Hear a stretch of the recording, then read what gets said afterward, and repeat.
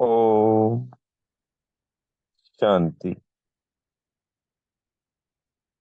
आज 27 अप्रैल 2024 के महावाक्यों में प्यारे मीठे बाप दादा ने कहा, मीठे बच्चे, तुम आए हो बाप से हेल्थ वेल्थ हैप्पीनेस का वर्षा लेने। ईश्वरीय मत पर चलने से ही बाप का वर्षा मिलता है। प्रश्न है, बाप ने सभी बच्चों को विकल्प जीत बनने की युक्ति कौन सी बताई है? उत्तर है, विकल्प जीत बनने के लिए अपने को आत्मा समझ भाई भाई की दृष्टि से देखो। शरीर को देखने से विकल्प आते हैं, इसलिए भ्रिकुटी में आत्मा भाई को देखो। पावन बनना है तो यह दृष्टि पक्की रखो। निरंतर पतित पावन बाप को याद करो। याद से ही कट निकलती जाएगी। खुशी का पारा चढ़ेगा और विकल्पों पर विजय प्राप्त कर लेंगे। ओम शांति। शिव भगवानुवाच अपने सालिग्रामों प्रति। शिव भगवानुवाच है तो जरूर शरीर होगा, तब तो वाच होगा। बोलने के लिए मुख जरूर चाहिए। भगवानुवाच यानी भगवान ने कहा, और शरीर द्वारा ही कोई बोल सकता है, तो सुनने वालों को भी कान जरूर चाहिए। आत्मा को कान मुख चाहिए। अभी तुम बच्चों को ईश्वरीय मत मिल रही, जिसको राम मत कहा जाता है। दूसरे फिर हैं रावण मत पर, ईश्वरीय मत और आसुरी मत। ईश्वरीय मत आधा कल्प चलती है। बाप ईश्वरीय मत देकर तुमको देवता बना देते हैं। फिर सत्युग त्रेता में वही मत चलती है। वहां जन्म भी थोड़े हैं, क्योंकि योगी लोग हैं।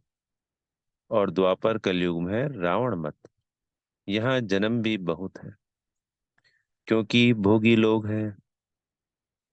इसलिए आयु भी कम होती है। बहुत संप्रदाय हो जाती है और बहुत दुखी होते हैं।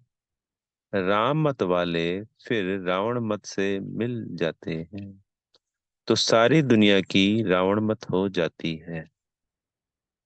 फिर बाप आकर सबको राम मत देते हैं। सतयुग में है राम मत, ईश्वरीय मत। उसको कहा जाता है स्वर्ग। ईश्वरीय मत मिलने से स्वर्ग की स्थापना हो जाती है, आधा कल्प के लिए। वह जब पूरी होती है तो रावण राज्य होता है। उसको कहा जाता है आसुरी मत।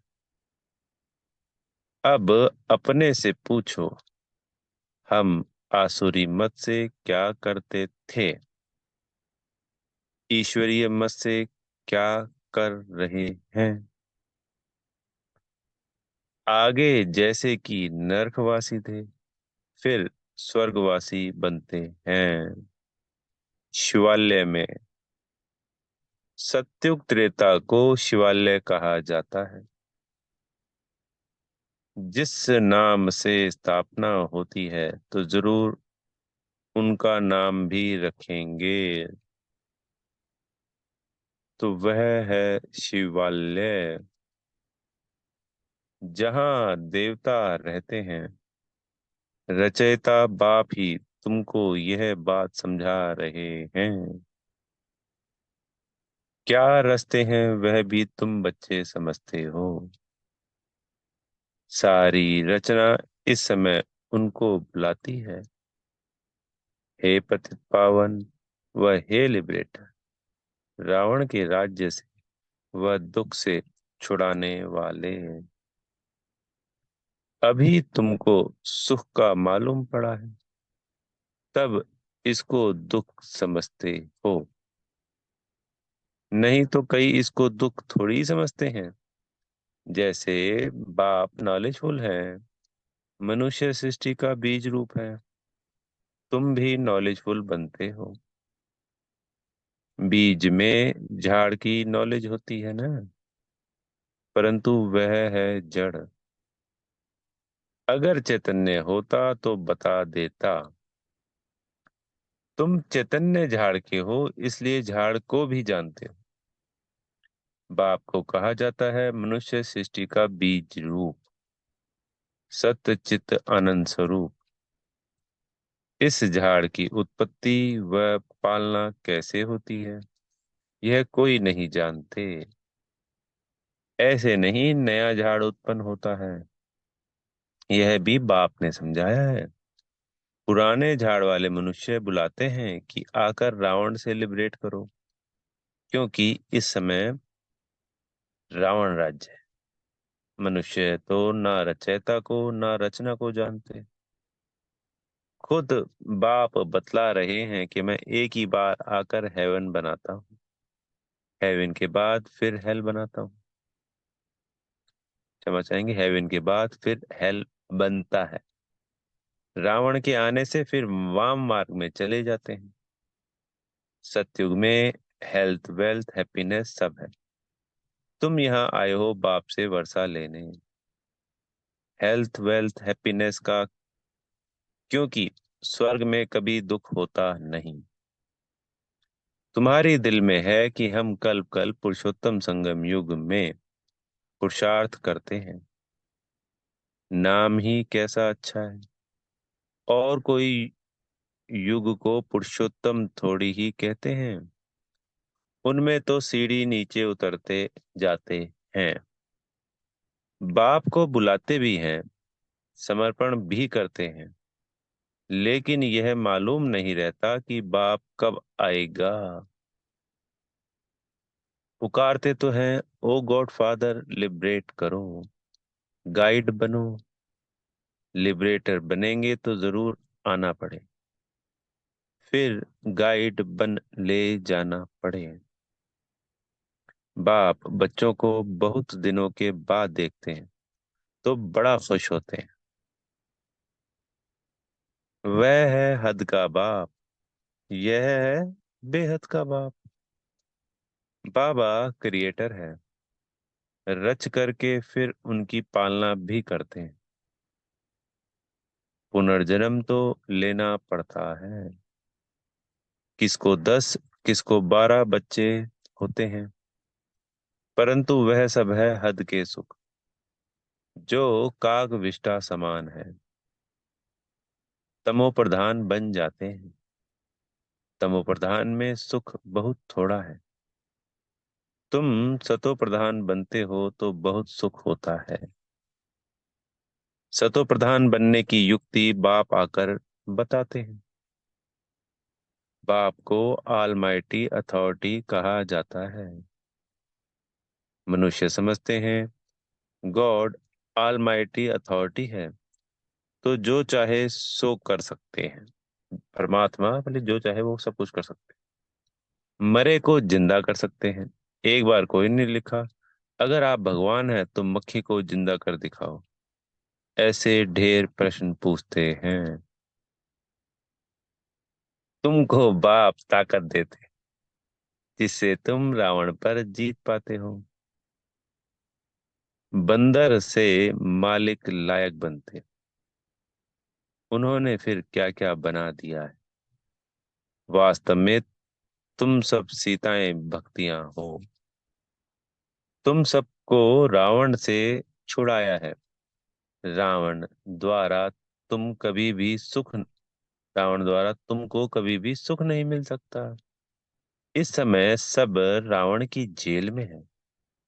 रावण की जेल में नहीं कहेंगे, समझ कहेंगे राम की जेल में नहीं कहेंगे। राम आते हैं रावण की जेल से छुड़ाने।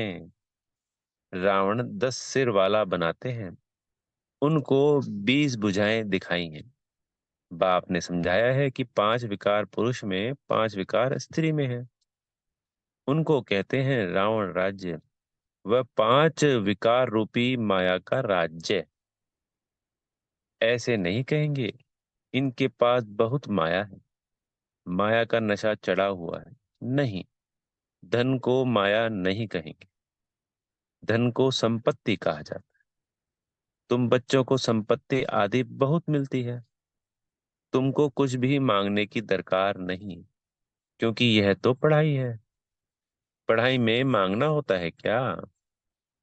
टीचर जो पढ़ाएंगे वह स्टूडेंट पढ़ेंगे, जितना जो पढ़ेंगे उतना पाएंगे, मांगने की बात नहीं। इसमें पवित्रता भी चाहिए। एक अक्षर की वैल्यू भी देखो कितनी है, पद्मा पदम। जी बाबा, बहुत सुंदर है।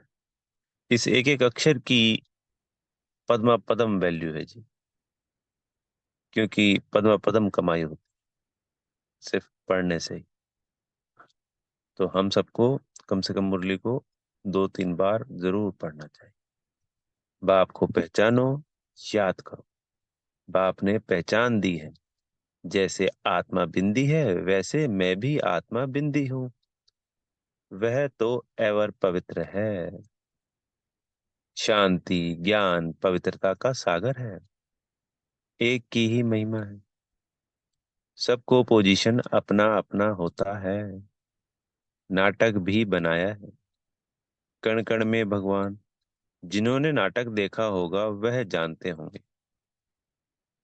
जो महावीर बच्चे हैं उनको तो बाबा कहते हैं तुम भल कहाँ भी जाओ, सिर्फ साक्षी हो देखना चाहिए। अभी तुम बच्चे राम राज्य स्थापन कर रावण राज्य को खलास कर देते। यह है बेहद की बात। वह कहानियां हद की बना दी है। तुम हो शिव शक्ति सेना। शिव ऑलमाइटी है ना, शिव की शक्ति लेने वाले शिव की सेना तुम हो। उन्होंने भी फिर शिव सेना नाम रखा है। अब तुम्हारा नाम क्या रखे? तुम्हारा तो नाम रखा है प्रजापिता ब्रह्मा कुमार कुमारियां। शिव की तो सभी संतान है, सारी दुनिया की आत्माएं उनकी संतान है। शिव से तुमको शक्ति मिलती है। शिव बाबा तुमको ज्ञान सिखाते हैं, जिससे तुमको इतनी शक्ति मिलती है। जो आधा कल्प तुम सारे विश्व पर राज्य करते हो, तुम्हारी यह है योग बल की शक्ति, और उन्हों की है बाहुबल की। भारत का प्राचीन राजयोग गाया हुआ है, चाहते भी हैं भारत का प्राचीन योग सीखें, जिससे पैराडाइज स्थापन हुआ था। कहते भी हैं क्राइस्ट से इतने वर्ष पहले पैराडाइज था। वह कैसे बना? योग से। तुम हो प्रवृत्ति मार्ग वाले सन्यासी, वह घर बार छोड़ जंगल में चले जाते हैं। ड्रामानुसार हर एक को पाठ मिला हुआ है। इतनी छोटी सी बिंदी में कितना पाठ है। इसको कुदरत ही कहेंगे। पावर। बाप तो एवर शांतिमान शक बाप तो एवर शक्तिमान गोल्डन एज्ड है। अभी तुम उनसे शक्ति लेते हो। यह भी ड्रामा बना हुआ है। ऐसे नहीं कि हजार सूर्यों से तेजोमय है। वह तो जो जिसका भाव बैठता है तो उस भावना से देखते हैं। आंखें लाल लाल हो जाती है। बस करो, हम नहीं सहन कर सकते। बाप कहते हैं वह सब भक्ति मार्ग के संस्कार। यह तो नॉलेज है, इसमें पढ़ना है। बाप टीचर भी है, पढ़ा रहे हैं। हमको कहते हैं तुमको तमो प्रधान से सतो प्रधान बनना है। बाप ने समझाया है hear no evil, see no evil. मनुष्यों को पता नहीं है कि यह किसने कहा है। पहले बंदर का चित्र बनाते हैं, अभी मनुष्यों का बनाते रहते हैं। बाबा ने भी नन्ही बच्ची का बनाया था। मनुष्यों को भक्ति का नशा कितना है। भक्ति का राज्य है ना। अभी होता है ज्ञान का राज्य। फर्क हो जाता है। बच्चे जानते हैं बरोबर ज्ञान से बहुत सुख होता है। फिर भक्ति से सीढ़ी नीचे उतरते हैं। हम पहले सतयुग में जाते हैं, फिर जो मिसल नीचे उतरते हैं। 1250 वर्ष में दो कला कम होती है। चंद्रमा का मिसाल है। चंद्रमा को ग्रहण लगता है, कलाएं कम होने लगती हैं। फिर धीरे धीरे कलाएं बढ़ती हैं तो 16 कला होते हैं। वह है आधा कल्प की बात। यह तो बेहद की बात। इस समय सभी पर राहु का ग्रहण है। ऊंच है बृहस्पति की दशा। नीचे में नीची है राहु की दशा। एकदम दिवाला निकाल देते हैं। बृहस्पति की दशा से हम चढ़ते हैं। वह बेहद के बाप को जानते नहीं है। अब राहु की दशा तो सब पर बरोबर है। यह तुम जानते हो और कोई नहीं जानते। राहु की दशा ही इंसॉल्वेंट बनाती है। बृहस्पति की दशा से सॉल्वेंट बनते। भारत कितना सॉल्वेंट था। एक ही भारत था। सतयुग में राम राज्य पवित्र राज्य होता है, जिसकी महिमा होती है। अपवित्र राज्य वाले गाते हैं, मैं निर्गुण हारे में कोई गुण नहीं। ऐसी संस्थाएं भी बनाई है, निर्गुण संस्था। अरे, यह तो सारी दुनिया निर्गुण संस्था है। एक की बात थोड़ी ही है। बच्चों को हमेशा महात्मा कहा जाता है।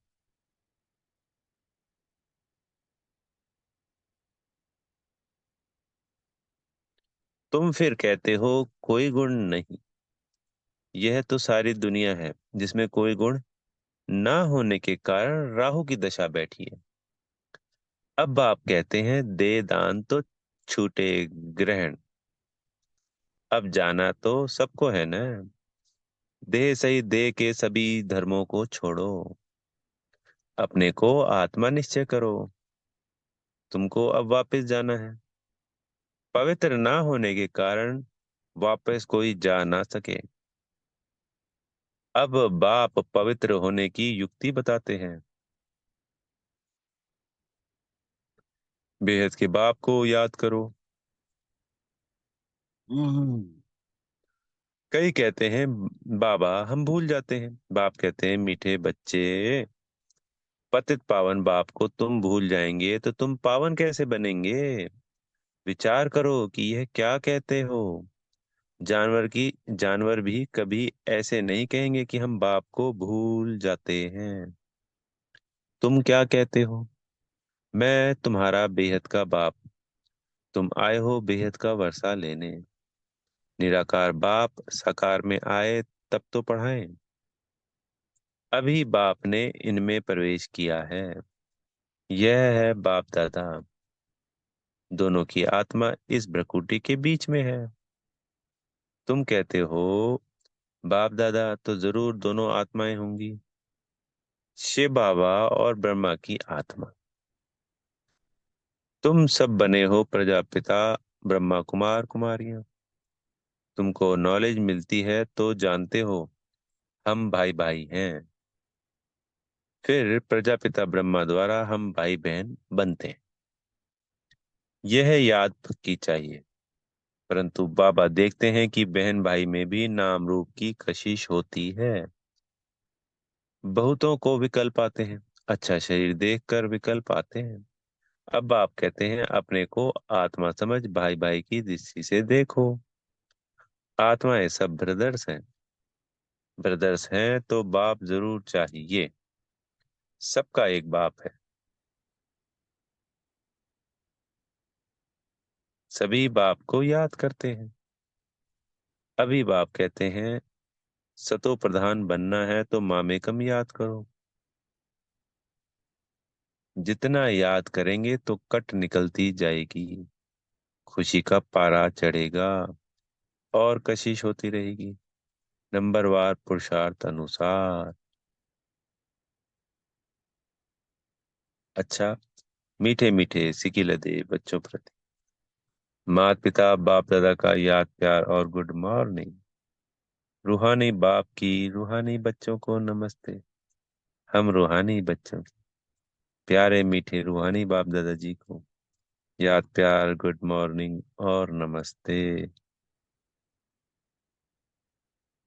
धारणा के लिए मुख्य सार में पहला पॉइंट है, पढ़ाई कर पूरा ध्यान देकर स्वयं को संपत्तिवान बनाना है, कुछ भी मांगना नहीं।